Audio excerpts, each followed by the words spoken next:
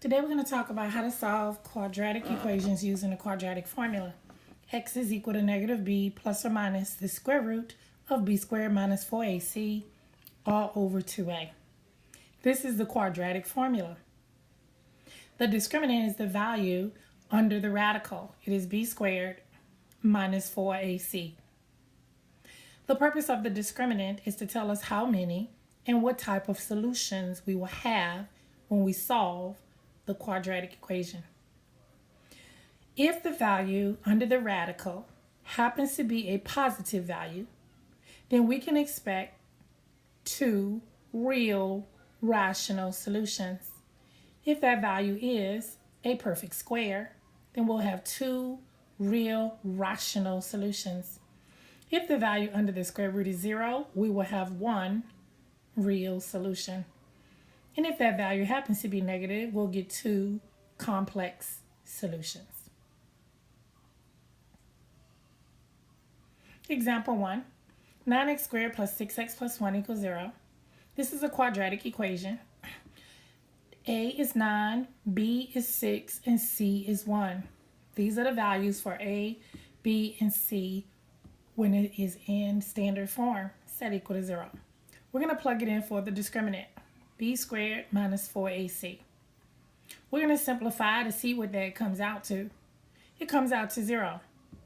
Since it is 0, and 0 is a perfect square, so that tells you the solutions will be rational. Since it's 0, there will be how many solutions? One real rational solution. We also could graph it to see what it looks like. Get your calculator ready and put it in y equals 9x squared plus 6x plus 1 equals 0 and hit graph. Example 2, 9x squared plus 6x equals 4 is not in standard form. It is only in standard form when it is equal to 0. We are going to subtract 4 on each side to set it equal to 0. Now we will identify our A, B, and C. Your A is a term in front of your x squared, your B is a term in front of your x, and your C is your value without a variable. So we substitute it in for the discriminant. We simplify it. We get 180. It's a positive number, so that isn't a perfect square, but we do get two real solutions. We could graph it if we like to see the two real solutions.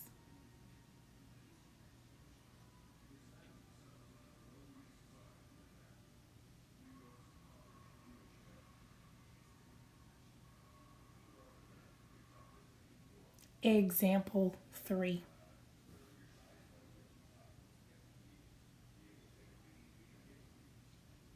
Nine x squared plus 6x plus 5 is equal to 0. Let's identify our A, B, and C. This one was already in standard form, so we just plug it in. We simplify, we get negative 144.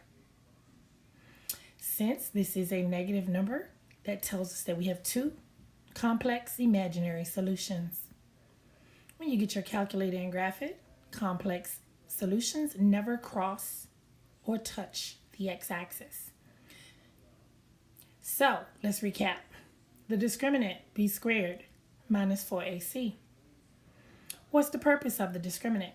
The discriminant tells you how many solutions and what type you will have. If the discriminant is positive, we'll have two real solutions, and it'll cross the x-axis in two places. If it is a perfect square, the value for the discriminant is a perfect square, we'll have two rational solutions, and actually, it is factorable. If we get 0 for the discriminant, we'll have one real solution, and if we graph it, it'll only touch the x-axis in one place. That also is factorable. If we get a negative, we know we're going to get two complex solutions, and it will not touch the x-axis at all. We would expect an imaginary solution with an I in place. Solving quadratics by the quadratic formula. Example number 1. This is not in standard form, so we subtract 35 from each side to get it into standard form. We get A is 3, B is 8, and C is negative 35. Let's go ahead and write the quadratic formula, and let's substitute the values in. Once we substitute the values in, we will go ahead and simplify. Once we simplify it, we get the square root of 484 under the radical, and negative 8 plus or minus that value all divided by 6. The square root of 484 is 22. We have two solutions. The first solution is negative 8 plus 22 over 6. We simplify that to get 7 over 3. Our second solution is negative 8 minus 22 all over 6. And we simplify that to get negative 30 divided by 6, which gives us negative 5. Take a look at our second example. We want to make sure we have all our variables and everything on one side set equal to 0. This is not in standard form, so we work to get it into standard form. We identify our A, B, and C, and we put it in the quadratic formula. We have a negative under the square root, so what we do know is that it's going to be a complex solution.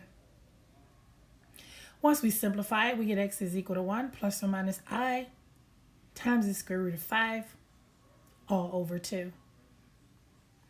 This concludes solving quadratics using the quadratic formula. On the SOL, you are provided the quadratic formula, and you can use it to solve any quadratic problem. Thank you for tuning in.